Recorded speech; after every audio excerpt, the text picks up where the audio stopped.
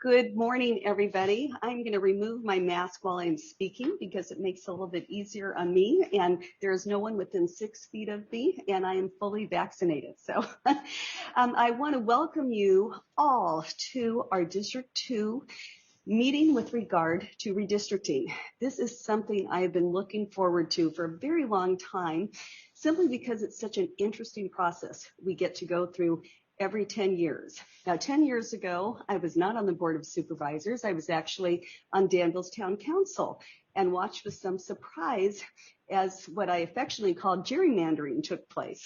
And I say that very affectionately, no ill intent on my part, but it was just interesting when I saw carved out from Danville, unincorporated Danville, Blackhawk, Diablo, the Tasahara Valley. And so as we moved forward through the census process and started looking at where the numbers were, I was really looking forward to seeing if there was an opportunity to reunite the San Ramon Valley. And currently, that is sort of the trend we seem to be going in with regard to all of the maps that have been submitted, with regard to what we, the Board of Supervisors, are looking at as our maps, and then as we're receiving maps that have been drawn by others. This morning we have some terrific people who are in the audience, and we're excited to have them here. I know many of you are watching via Zoom, and many of you may be wanting to call in, and you will have the opportunity to do so. Today we are offering 3 minutes for each individual who wishes to speak. And in the audience, I do have Eddie Bersan from the city of Concord. Delighted to have him. Here we have Mary Lou Oliver, who is the former mayor of San Ramon, and we're delighted to have her. And Lily, and I'm sorry, Lily, I don't know your last name. Leslie. Okay, great. Well, we're glad that you are here as well. And then we have Monica Nino, who is our county administrator, who is with us as well. And with me on the dais is David Twa, our former county administrator, who has graciously come back to California to help us as we work through this very, very important redistricting process. And so today, we're going to turn the time first over to Mr. Twa, who's going to sort of walk us through what's redistricting and how did we get here. Following that, we will be having Christine Solsang, who is with our Department of Conservation Development, talking about how you draw communities of interest or supervisorial maps. And that's been one of the really fun aspects of this. The whole community has a chance to participate in that when you go to the county's website. And there's some very innovative software that allows you to see current districts, allows you to see the different census tracts, allows you to see city versus unincorporated areas, and draw your own maps. But more importantly, what we've really been focused as well this year is on communities of interest, ensuring that communities do have a voice in local government, and that's so critical to this process. And then we'll have a bit of a Q&A opportunity as well, and I'll make some closing remarks after that. So I'm going to turn it over to Mr. Twa this time. Thank you. So thank you, Madam Chair. I'm happy to be here, and welcome to everybody who is able to attend in person, as well as those that we hope will join us either on Zoom or by call-in features. Much like Supervisor Anderson, I'm going to take the mask off since I'm more than 6 feet away from anybody, and also have been fully vaccinated, as well as actually having had the booster shot. So I think I'm well protected, and hopefully so are all of you. So this morning, we want to basically talk a little bit about the redistricting process, and as the supervisor indicated, I will then turn it over to Christine Solson from our Department of Conservation and Development Mapping Division, who will walk you through how to actually draw maps. And then finally, we'll have a presentation by Chris Howard, who is also with the Department of Conservation and Development Mapping Division, who will talk about some of the conceptual maps that we have proposed for the board to consider as they look to complete the redistricting within the required timelines. So very simple. California law requires essentially that we do this redistricting process. It is also obviously covered by the U.S. Constitution, as well as the Voter Rights Act and state and other federal laws and regulations. It's something that's required every 10 years, last done in 2011. And this time around, one of the problems that we've had is in most census years, the data is released by the federal government in April. This time around, unfortunately, the data really wasn't released until late August, and then it was in what we refer to as legacy format, which is a clunky way in terms of describing the census data. But even with that, by California law, we were required to wait until the official 2020 census data as adjusted by the state of California was released. One of the things that California wanted to do was to take any incarcerated population and see that those individuals were distributed appropriately into the various cities and counties and other jurisdictions. Because California covers those individuals who are at state institutions, we saw a relatively small number as it related to Contra Costa County. There were a little over 2,000 incarcerated individuals that had to be distributed out into the various districts. So it made relatively small changes, but nevertheless, we had to wait until that official data was done. And that was not available from the state until September 20th. By law, we are required to complete the redistricting by December 15th in 2021. And so obviously receiving the data late has made it a very truncated process, although we have done our best to make sure that there is adequate and plentiful in terms of public input and involvement in the process. This is our current map as was drawn in 2011 by the board. And one of the things that the law allows is what's called a plus or minus 5% deviation.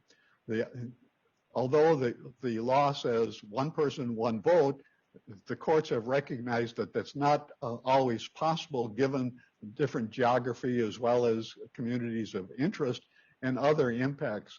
So it is allowed that you can have a deviation in the population from district to district from a high of 5% above the mean or 5% below the mean.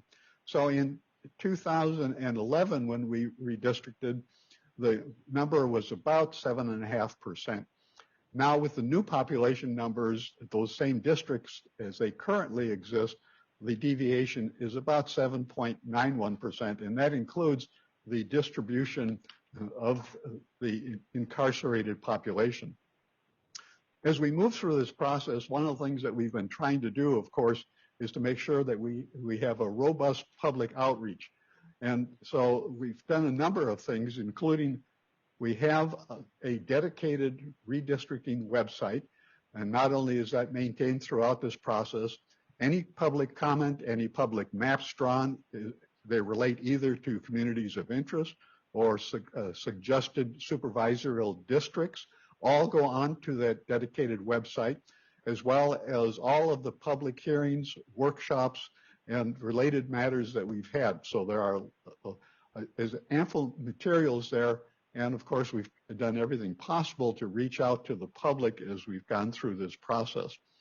If you want, you can go to that dedicated website, and there is a feature where you can subscribe. Simply put in your email address, and then we would push out any materials as they are developed to you. So right now we have approximately 260 people who are actual subscribers, but more importantly, in terms of as we looked at people who have gone to our dedicated website and checked out the materials, that's close to 5,000. And then we have also pushed out the same data on Twitter and Nextdoor posts, and we're at over 117,000 contacts through that process. As I indicated, we have a very truncated public process, unfortunately, due to the late release of the data. So on August 10th, we had our first redistricting meeting. The law suggests that you have one even before the data was released. And we did that for the purpose of making sure that people were aware that as of the 1st of August, we had a dedicated website that people could go to and actually start looking at the materials. Then, as I indicated, on September 20th, we actually got the California State Adjusted Census Redistricting data, and that is the official data that we are using for the purpose of adjusting supervisorial districts. On October 5th, we had the second public hearing, and on October 19th, we had the third one. Today, tomorrow, and Monday, Tuesday, Wednesday, and Thursday of next week, we are having individual supervisorial workshops in each of the areas. These will be hosted by individual supervisors, but they're open to the public for no matter where you live. So although we will be talking specifically about some of the issues that Supervisor Anderson has mentioned as they relate to her district, the information is available today as well as for each of these other meetings that are coming up for all of the districts and for anybody who wishes to participate. Some of the meetings will be in person. Some of them will be by virtual Zoom or call-in, but we're hopeful that many people will take advantage of this opportunity and participate. Then we'll have another public hearing on November 9th and a final one, hopefully, on November 23rd. All of this is necessary in order to meet the timelines for the December 15th deadline to complete the redistricting. Now, some of you may be familiar with your cities.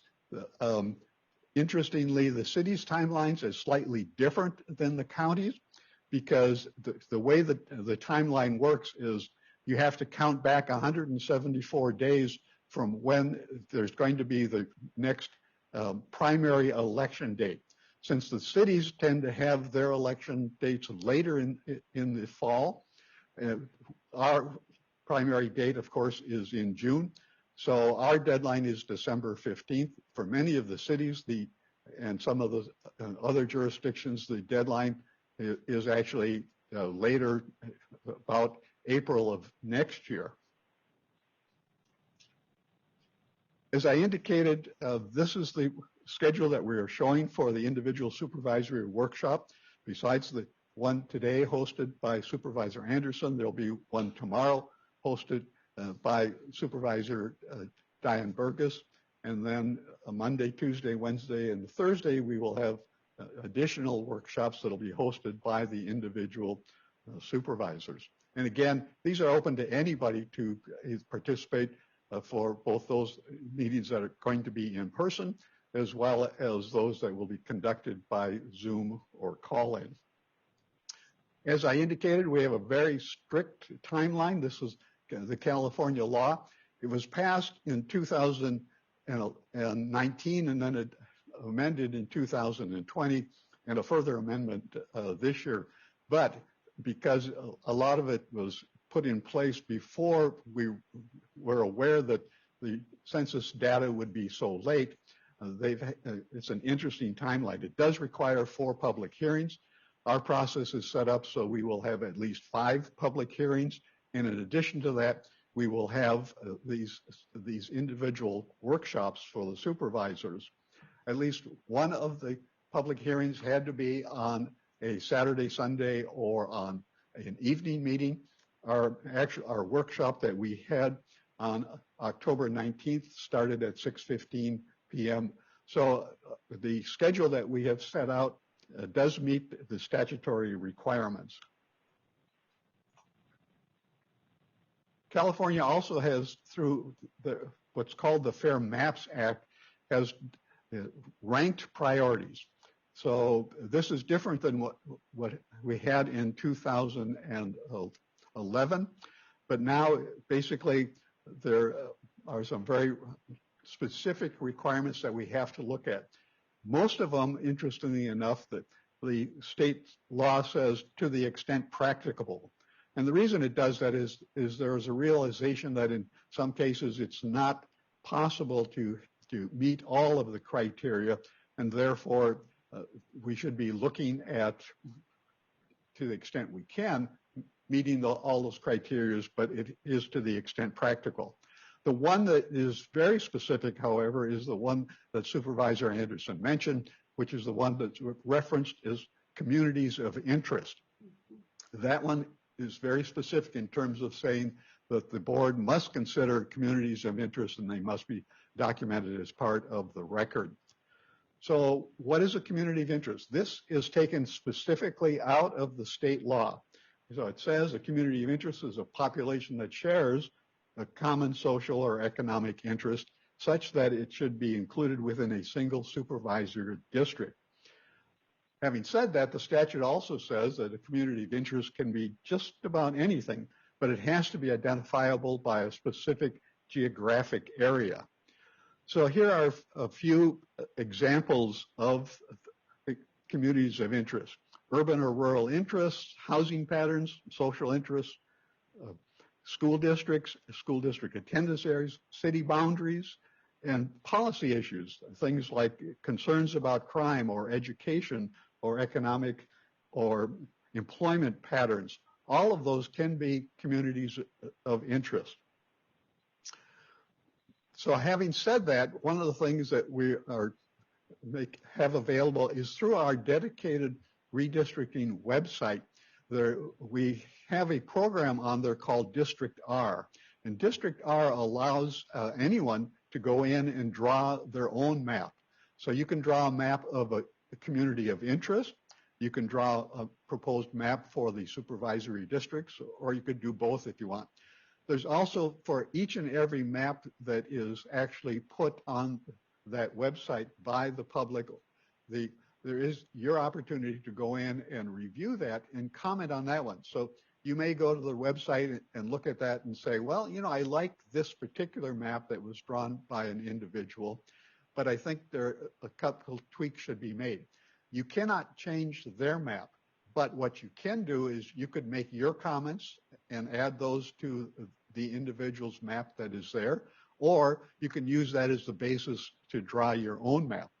So I've asked Christine Salton, who is with our Department of Conservation and Development Mapping Division, to kind of walk through the process and explain a little more detail in terms of how you can actually use our mapping program. So welcome, Christine. Thank you so much. Good morning, Supervisor Anderson, and I'm impressed that everybody who's here on a Saturday morning to talk about redistricting. As David mentioned, I'll walk you through our redistricting website and how to provide comments very quickly. This is our redistricting website. It's coco-redistricting.org, and it provides information on how to provide input along the top. And as you can see, it's in English, Spanish, and Chinese for each of these topics. We have our next community meetings highlighted right up front, and the maps that we have released right at the top. Public input calendar, and then various ways to provide input. I'm going to start, and you can click something like this, like draw and submit a map for your community of interest. And all of those will take you to our community redistricting portal. This is District R. It's housed at Tufts University in their math lab, and it's a public input portal that allows everyone to provide their input by drawing maps or providing public testimony. There's some descriptions of the different types of testimony you can provide, how to draw a map, and links to the maps, which we'll get to soon. How-to guides, and then this is the comment form down here, where every comment must have a title, information about why this is important. You can use tags, like if you're with a community group, like League of Women Voters, you could do something like League of Women Voters, and you can search those later on. We ask that everyone provide at least their first name and an email. The email is important because you will get an email to confirm any submissions. So that's key. And then some requirements like you understand that this will be publicly posted and we absolutely will not share your email or phone number, and then we can call you or contact you if we have any follow-up questions. And then finally on this page, we have a submission gallery of all the submissions. These are various submissions that have been already received, and then the county has put our draft concepts up as well. Let's go up first and look at communities of interest. This is the community of interest map, and it allows you to very simply draw a community of interest using the tools over here. The hand allows you to move the map around. The paintbrush allows you to do what you would assume here, which is paint a community of interest. I'm just going to do this area, kind of the Pleasant Hill, Contra Costa Center area. That's my community of interest. You can make the brush bigger, and it takes a huge area, or really small if you want to kind of get into some of these details over here. There's a eraser if you feel like you went too far, and again, you can make those bigger or smaller. And then you just fill out the information. You can describe your community. This is like Walnut Creek area, and describe it. You can also add important places. Let's say you think the BART station is really important, and you can just add it right there. And then when you're done, up here there's a save. That's also save and submit. And so you can, let's say you are working on this, but you're not quite done. You want to come back to it, or you're not ready to submit. You can copy this to your clipboard and save it in an email or a Word document or anything so you can come back to it. This is a URL that will take you exactly back to this map, but it won't be submitted. So it's really important that you put this URL someplace that you can come back to it.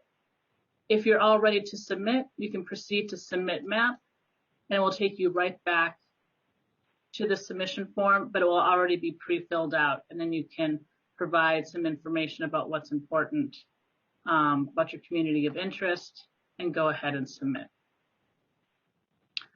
I'm going to open up the supervisorial district. If you want to submit a district plan, it's very similar. The tools are going to look very similar.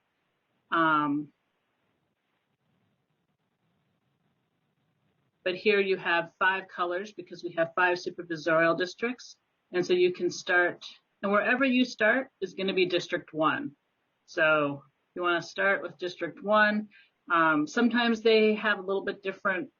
If you start somewhere else in the county, it'll look like it's a different district, but we can usually figure out what you mean, although we will only present exactly what you provide us. Let's say you like this as District 1. You can lock a district before grabbing another one, and then you can see that it won't paint over that particular area. It will never paint beyond the county boundaries. There's also, I'm going to do a really big one here. I'm going to do this. And there's a nice tool down here called Highlight Unassigned Units. And so this way you can see in red any areas that have not been assigned. I didn't realize between these 2 districts that I missed some areas. So you can zoom in and then color those the color that you would like them to be. For all of these, I'm going to actually go back here and unhighlight those. There's boundaries to help you draw your district, whether it's the current supervisorial districts, municipalities, or CDPs. And that way you can align your districts to some of these areas. We've also requested that school districts be added, and that's in the process of being uploaded into the program. And then you can evaluate population by race or the voting age population by race. And we do additional analysis on this when we look at the data as well. To submit, it's exactly the same as before. You can hit save and either copy it or proceed to the submit. I'm going to go back and show you the tool that David was talking about, which is, and I'll start with one of the county submitted maps, let's say map 2. You can take a look at, this tells you what the map looks like, some information about it. And if you want to comment on this map, you can proceed right here to submit a comment, and we'll take you back to that form. And it's pre-populated, so you can submit your comment there about map 2. Let's say you also really like this map, but you think that the county staff could make a couple changes. You can view that in the mapping application. And then save it as your own map. Let's wait for this to load real quickly.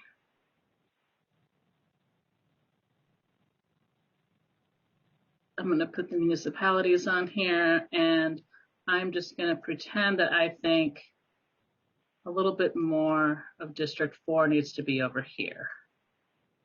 Something like that. I can see what this looks like, that now District 4 is a little bit over. Not sure how that works out overall, but I want to submit that as my idea, so I can go back to save. And I can either copy the URL and submit that to us, or work on it later, or I can go back to that proceed to submit map, and it will go back to that same form over here. I think that's all, unless anyone has any questions about how to submit a map in our District R format. Okay, and we do have one question, Christine. And so Eddie, if you want to come up to the microphone, it's probably best so that your comment can be recorded.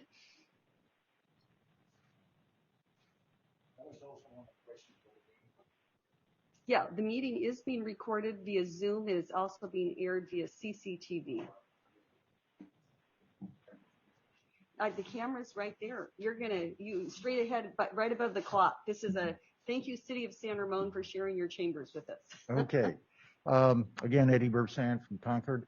My question is, can you go over, if we wanted to start with what the city borders are, is there a function where we could start where we can see all the city boundaries before we start making our map? Thank you. Okay, great. Thank you. So Christine, did you get that? I did. I'm going to share my screen and show Eddie how to do that. Let's go back. So we're going to start by opening up in District R for the supervisors.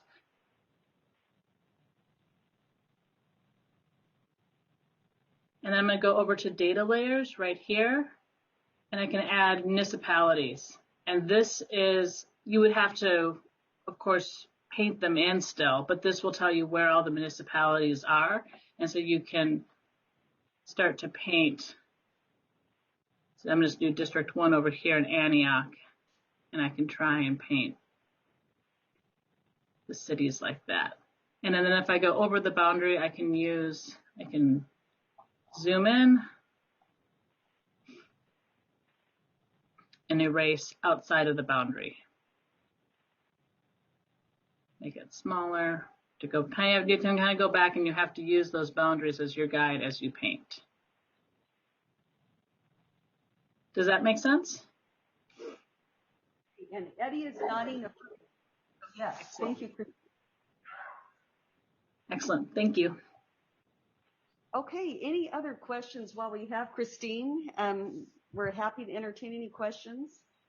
And actually, Christine, I think I'm going to turn to the clerk who is over there. Do we have so far any inquiries about this mapping process? We're going to give an opportunity for people to speak about the process in general. But while we have Christine here, I was just wondering if there's any questions specific to that. Okay, nothing specific to that. And Christine, I understand you'll be with us the entire time. So if a question does come up specific to mapping, I'm confident that we can pull you back on. Absolutely. Thank you so much. Thank you. Okay, and I think now we're taking Chris. Is Chris Yes. coming up next? Yes, Madam Chair, Chris Howard, who is also with the Department of Conservation and Development Mapping Division, and there is Chris. Hi. Good morning. Glad you're here. Thank you for being here. Sure. Good morning, Supervisor Anderson. Good morning, David. I'm going to share my screen here and walk everyone through the concepts that we did share at the third public hearing on, I believe that was October 19th. Here's the first concept map that we presented, and I'm going to start in Pinole and work my way in a counterclockwise fashion to go through and explain the changes that each map presents from the current supervisorial districts that were drawn in 2011. Most of the maps stay pretty close to the current districts and just make a few changes in key areas that we felt could be improved with the new population numbers. The first one being Pinole. In District 1, Pinole was split by District 1 and District 5. And if you can see on these maps in light yellow here are the current supervisorial district boundaries. And so this part of Pinole used to be in District 5. In this proposal, it goes into District 1, making Pinole no longer split. As we go counterclockwise, in Release Valley, which is an unincorporated community, it's several adjacent neighborhoods that are split by 3 different school districts and 3 different city spheres of influence. It gets pretty tricky. This proposal splits Release Valley by school district. So the Martinez School District stays with Martinez in District 5. The Lafayette School District goes with Lafayette in District 2, and the Mount Diablo School District goes with Pleasant Hill and Walnut Creek in District 4. On this map in Walnut Creek, the whole entire city of Walnut Creek goes to District 4, including some of the unincorporated communities in the Walnut Creek sphere of influence. And that includes this, like I mentioned before, the small portion of Release Valley down here, which is in the Walnut Creek sphere of influence, the Acalanes Ridge CDP, half of the CDP of Saranap. Now, Saranap CDP is split by both Lafayette's sphere of influence and Walnut Creek's sphere of influence, and this split goes down that division line. Also, the CDP of Castle Hill, adjacent to Alamo here, but in Walnut Creek sphere of influence, that goes to District 4. Further out, further east here, in the San Ramon Valley, Tasajara Valley area, the old supervisorial district line split off Diablo, Blackhawk, and Camino Tasajara, and the Tasajara Valley. All these unincorporated areas were in District 3, and in this map proposal, that entire area will now be in District 2. One thing you might notice in some of the rural areas are the lines from the last supervisorial districts are quite different than the new ones. Well, when the census puts out their new geography, their census tracts and census blocks, sometimes they're very different than the last ones. And since we're required to use those to draw the districts, these lines make more sense. These lines may not exist anymore, and for whatever reason, these were the best lines that kept this area. Now, this is Walnut Creek. Mount Diablo State Park for the most part, and so the line probably doesn't affect very many people. As we go further out here, counterclockwise, District 3, once you get out east, stays largely the same until we get to Antioch. In this proposal, the city of Antioch is split by the railroad instead of, it used to be split by Highway 4, Cavallo Road, and East 18th Street. And then as we circle to Concord, this splits the city of Concord, which was not previously split, and it splits it down Willow Pass Road. And then this is, I believe, Concord Boulevard, Concord Ave. Maybe it's all Concord Ave, and then until it hits the Interstate 680. And then up here is largely the same. Now, each district map that we've provided has this detailed page where you can kind of get a good look at the different areas. And then it has a second page, much more data heavy. This page gets into the variance of each district, their their plus or minus population off of the mean in a graph form. And then it has a chart for the race and ethnicity for the total population in the district provided by the census, and the citizen voting age population provided by the statewide dates. Well, I guess both are provided by the statewide re-release, as David went into earlier. So this information is available for all the county submitted maps.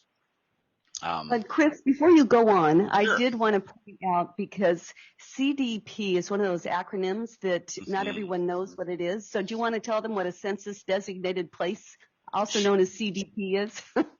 I will. Thank you. A census designated place is the Census Bureau's way of providing demographic information for unincorporated communities. Now, there's a lot of unincorporated communities in Contra Costa County. Some of them are CDPs, and some of them are either too small or too complicated for the census to call a CDP.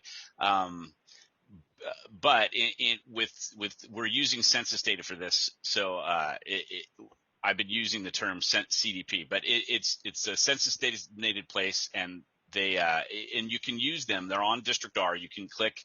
I can't remember what it's called. I don't know if Christine can remind me what it's called in there, but there's municipalities, which is cities, and then there's another one which is census designated places, and so you can see them on there. I hope that answered your question. That's great. Thank you. Okay. I'm going to move on to concept map 2. This map starts in Pinole, much the same as the first concept map, and in fact, you'll probably see this in all the concept maps. Pinole goes to District 1. Release Valley, again, is going to go by school district.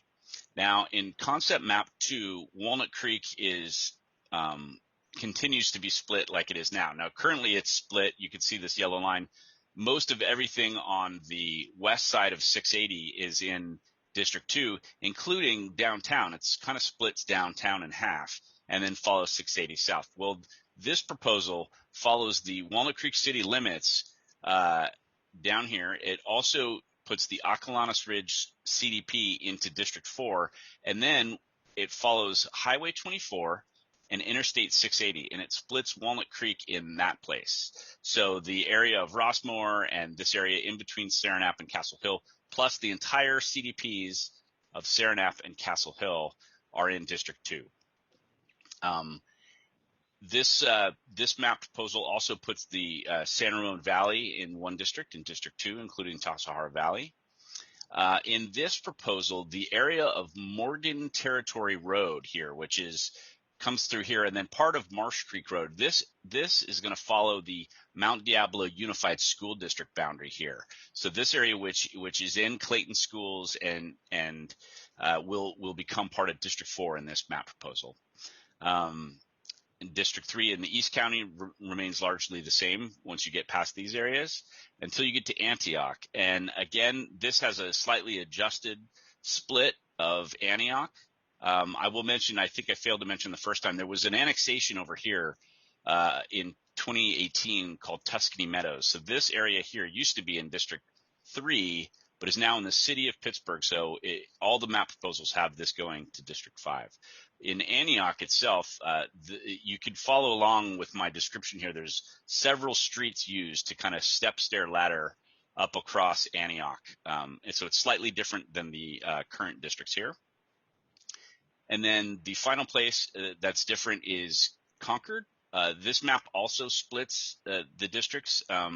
It follows Willow Pass Road, and then it goes around. There's a neighborhood here on Willow Pass Road that it keeps with their neighbors south of Willow Pass Road. So it follows the Concord Naval Weapons Station boundary, the former Concord Naval Weapons Station boundary here. And then it goes up East Street, Grant Street, and Solano Way up into kind of just north of the airport. So this map has the airport in District 4 and this portion of Concord in District 5. The total variance on this plan is 7.66. And as you see in the the charts here, the District 2 has is the largest district at 4.82% above the mean, and District 5 is the lowest at negative 2.84. The third map starts the same. Pinole goes to District 1, Release Valley goes by school district, Walnut Creek is split at Highway 24 and Interstate 680. The San Ramon Valley goes into District 2. Morgan Territory Road area by school district goes into District 4. The split in Antioch is much smaller. It's really just a couple roads different right here at A Street, the Railroad, and Alpha Way. So it's quite similar. And in Concord, it's a smaller split. It goes down Willow Pass Road, avoids the little neighborhood, and then goes up Olivero Road until you hit Highway 242. Then the line follows 242 down. There's an old railroad right-of-way here that the census follows that's full of storage facilities, and it makes a good boundary, and it goes up past the airport. I'm sorry, my mouse keeps clicking there. Sorry if I made anyone dizzy. And that's the split in North Concord here in map concept 3. Again, this map proposal, concept 3, has a variance of 8.82% with a high of 4.82% in District 2 and a low of negative 4% in District 3. Concept 4, Pinole in District 1, Release Valley by school district, Walnut Creek by 24 and 680, San Ramon Valley into District 2. This proposal keeps Morgan Territory Road area in District 3 and follows census geography here on Mount Diablo. This map splits Antioch in a different way. It follows the Cavallo Road up to Fulton Shipyard Road. So this is quite a different split in Antioch. And in Concord, this split follows Highway 4 and then Port Chicago Highway. Bonifacio Street splits downtown and then up Highway 242 and the railroad right-of-way. Concept 4 has a total variation of 8.92% with a plus of 4.81% in District 2 and a minus of negative 4.11% in District 5. The final map proposal we presented also puts Pinole into District 1, Release Valley split by school district, Walnut Creek split by Highway 24 680, San Ramon Valley into District 2, Morgan Territory Road in District 3 with the Mount Diablo area split by the new census geography. The split in Antioch will follow Summersville Road all the way up from the southern end of Antioch to the railroad, the Union Pacific Railroad, and then we'll follow the Union Pacific Railroad to Highway 160. And then in Concord, the split will follow Highway 4, Highway 242, and then this railroad right-of-way. This final concept map has a total variation of 9.68% with a high of 4.81% in District 2 and a low of negative 4.87% in District 5. And that is the extent of the map proposals the county has. And like Christine says, they're all available to look at in detail in District R. Okay, well, thank you very much, Chris, for that. And time, we are going to open it up to Q&A and any comments individuals have. I will start with people who are here in the audience. So the three of you, if any of you wish to speak, we'd love to have you come up. And I think the clerk has some cards for me, so I will go ahead and call individuals up, and then we will be taking people via Zoom and via telephone. And so we're going to, Mary Lou, why don't we start with you? Do you have any comment? Okay, Mary Lou is here for information, does not have any comments, and thank you. And as you can see, Mary Lou, we are keeping the San Ramon Valley intact and certainly the city of San Ramon. And I will just add that I think as you've seen, as Chris presented these different maps that are sort of the 5 where we've seen what's already been inputted by people indicating communities of interest, where we've had input from the community. Big question is, do you divide a city? And in this case, it looks like we will have to divide at least 2 cities, possibly 3 cities. And that's the real challenge. Some cities readily embrace it. Interestingly, I've heard from so far 2 council members, the mayor and a council member from Walnut Creek, who have really liked having 2 county supervisors. They felt it's been very helpful to them when issues have arisen. They like having that additional feedback that they get from 2 county supervisors, so they feel like it's worked well in Walnut Creek. Concord previously has not been divided, and Antioch has for a long time. Pinole, as you saw, we put back together in each of these concepts. So it is something that the Board of Supervisors will be weighing, and anytime you divide a city, you've got to sort of figure out, well, what's the appropriate boundary? How are you keeping a community of interest in place? And within a city, the whole city really is a community of interest. So it does make it a little bit more challenging. So Eddie, if you want to come up and make your comment, as you can see, we turn the podium around so you can actually face me, and then you'll still be on camera. So it works. And you've got Dinesh, our very helpful person, turning on the mic. Thank you, Dinesh. Thank you. First, as a disclosure, I am on the City Council of Concord. I'm a former mayor of Concord, been on the council for the last 9-10 years. Also, I am a declared candidate for the Supervisorial District 4. So just to get that out of the way.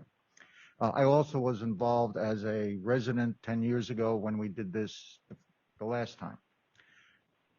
My main thrust is that I believe that, as was stated by Mr. Chua and both his fair maps and his guide to principles, that significantly cities are, by definition, the community of interest. They're incorporated. They've been operating, some for 100 years or more. We just celebrated our 150th anniversary. And as you point out, Concord has never been divided, and we are the largest city. It's clear from the concept. One point of order. Am I limited to commenting on the 5 concept maps? No, you can comment anything touching redistricting. So it's fairly clear to me that no one on the staff lives in Concord because all the divisions they have, all 5 have a division of Concord, and it goes from what I think is the worst. Or the least defensible is concept 5, where they take an area where there's almost no population and they throw it into another district. There's nobody who lives of significance north of Highway 4 or down in that section. Also, the worst from a reasonable point of view is the one where they divide the downtown part of Concord into 2 districts. That's, no other place. Well, you did it to Pinole 10 years ago. And Walnut Creek, I will say Walnut Creek was divided right through the downtown as well. This is wrong, bad policy.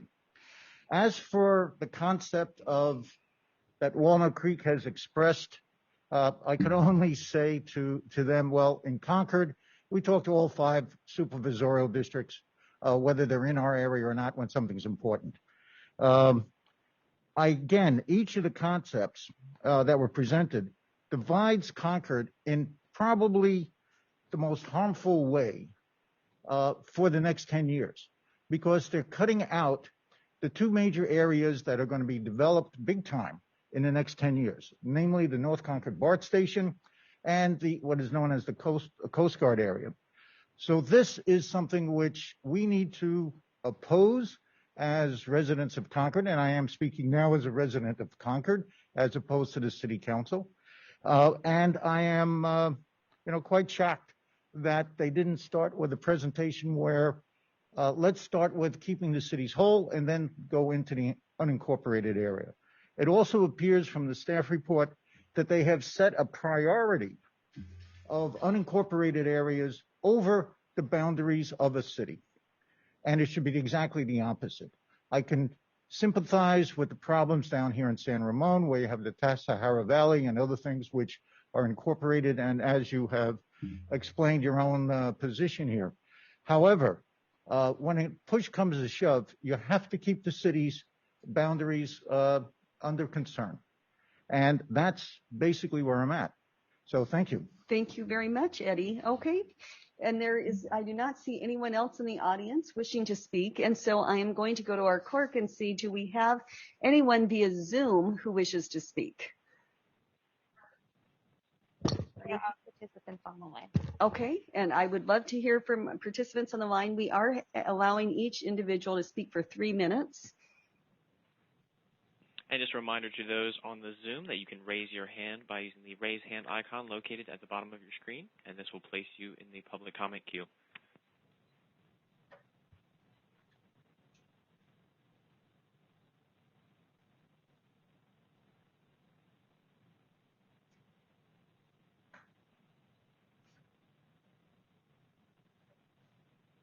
No, I'm not hearing anything yet. Are we bringing them into the Zoom then? Okay, we're just having a brief technical moment. We're working on it. Thank you.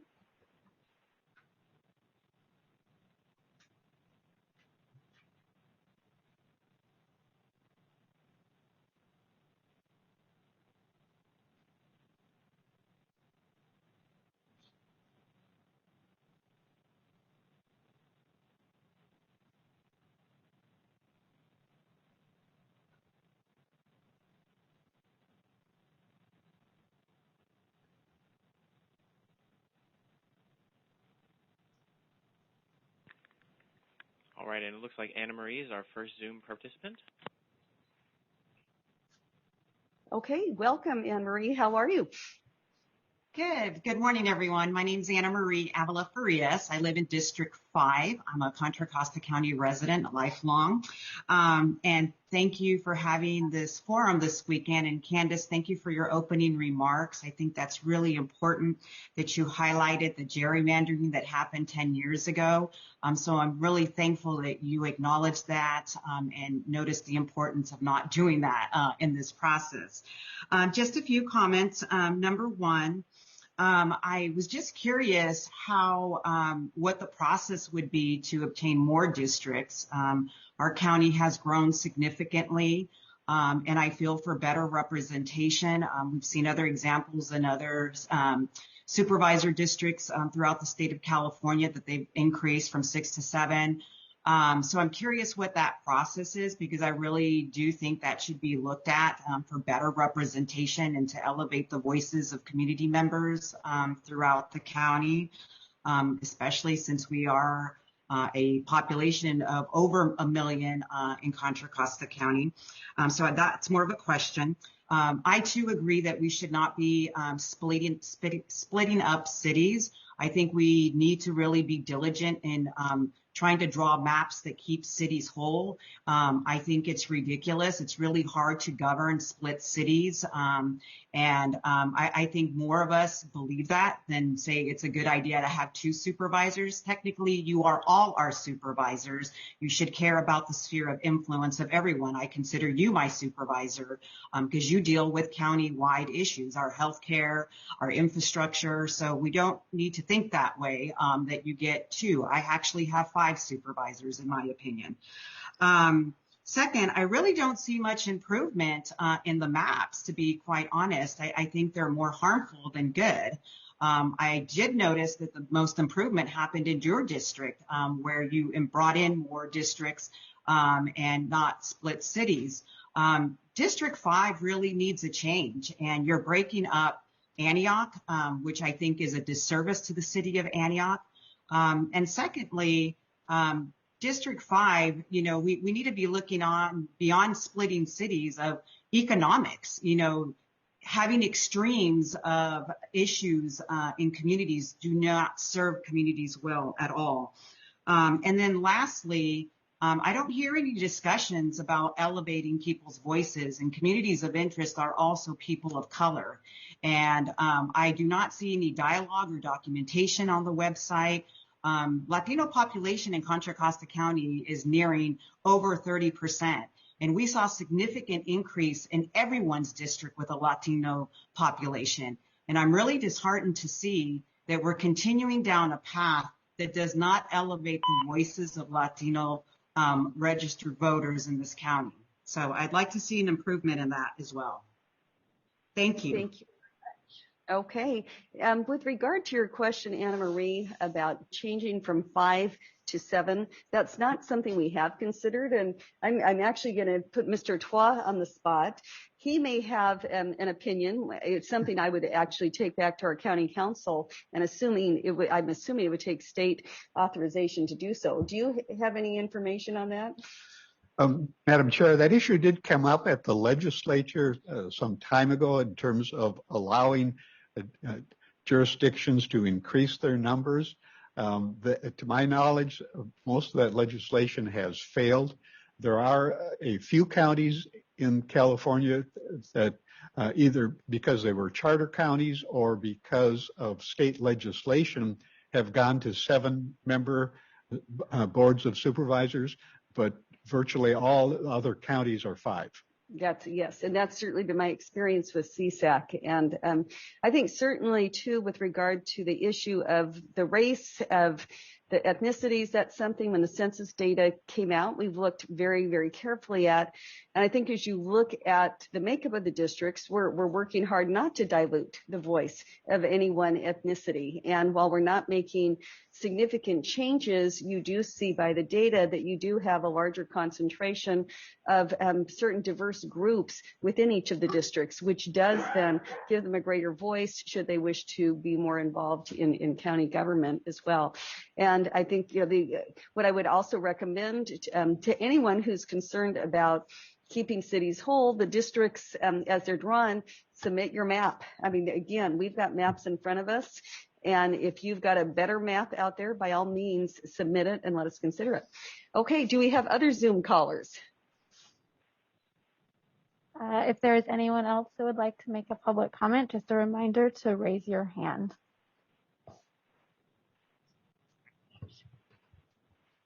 Si hay alguna persona que desee hacer un comentario y está en Zoom, por favor levante la mano.